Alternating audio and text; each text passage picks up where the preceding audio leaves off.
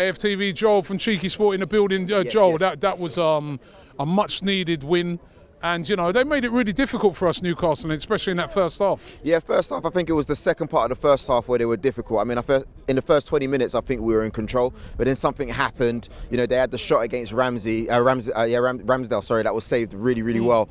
And, I think they were pressuring us quite a lot. We weren't finishing chances. Did you see Aubameyang's miss? That was a bad miss. Bruv, like, we were looking at that thinking, how did you do that? I think throughout the game, I don't want to be the guy that criticises players, but I think that guy needs to be dropped, you know, to be honest with you. I just don't think we have the quality to be able to replace him, which is the problem.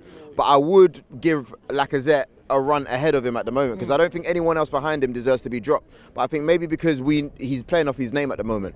You know, if it wasn't Aubameyang, that guy would be getting dropped at the moment. And it's not like I'm trying to start a war against him. It's just that it's a form thing. Yeah, that poor game, yeah. Poor game, but and I look and I think since he signed his contract, there's been too many ups and downs, man. I can't turn around and say that he deserves to hold the shirt number that he does, to hold that position. And for me, that's an issue, because when you're looking at the big games, these are the players that you need, and I'm not really seeing him as of late. When you look at Saka, good performance, even though he loses the ball sometimes, you saw it a couple of times, but it doesn't stop him from trying it again, and that's a sign of a very good player. You're looking at Emile Smith-Rowe, amazing performance as per usual. Gabriel, White at the back, solid. You know, kept their strikers at bay. Wilson weren't saying nothing. Matt Ritchie was running around trying to do the hard man thing. Lokonga partied them and dealt with him well. You know, when you're looking at Nuno as well at the back, I know you're a big fan of Nuno. I think he had a great game.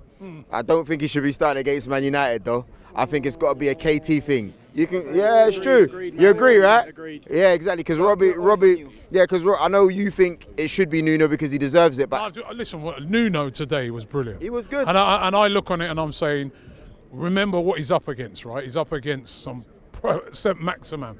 That guy's a handful, right? And literally, and Sancho's not. He kept him And quiet. Sancho's not.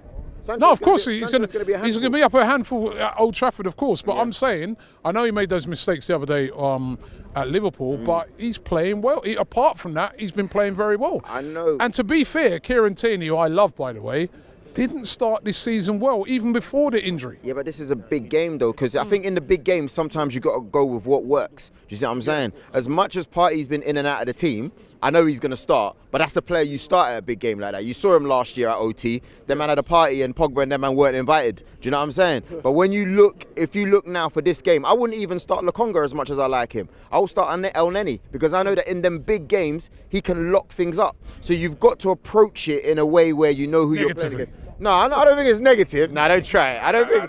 No. It sounded very negative, isn't it? To play El Neni instead of Lokonga. Yeah. I just think it's securing what you have. Them guys are going to be excited because, they got Ralf Rangnick and all of a sudden they're going on as if he's won bare Bundesligas and that, when he ain't, right? So you have to be aware of that, but, you know, still play freely. With Emile Smith-Rowe, with Odegaard if he starts, with, Saka, it's not negative. Aubameyang, we've got outlets, so I don't think that's the case. And are you looking at Arsenal as a whole at the moment? Listen, it's another win. We had a loss last week, but still you can look on it and say this team, in comparison to the start of the season, has a chance of getting into the top four. Listen, that's the aim. You know what I mean? I was one of the people that was really against what Arteta and Edu were doing, who they signed. But I'll be very honest with you. I was saying to Pippa Monique, shout out to Pippa. I was watching the game with her today, yeah.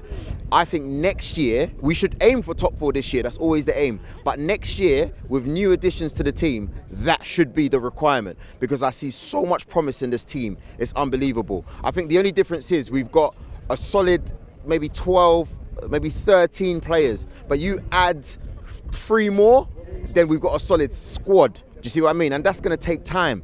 But I know that we can get there. And I like the fact that we're going about our business quietly. Besides the attention being on us in the Liverpool game, because it was a big game, I like it when we're just going around collecting 3 points. Didn't you say the stats? If United don't win tomorrow, and if they lose, if United lose tomorrow and we beat them at Old Trafford, we'd be 9 points above. Can you imagine that? And then man, we're making bare Brentford jokes and that. Do you know what I'm saying? What's going on? Yeah, I'll tell Rio. I'll tell him. I will. Do you know what I mean? Like, what's going on? So as far as I'm concerned, I like the fact that we're going about our business quietly. That's the most important thing. Come on, you Arsenal.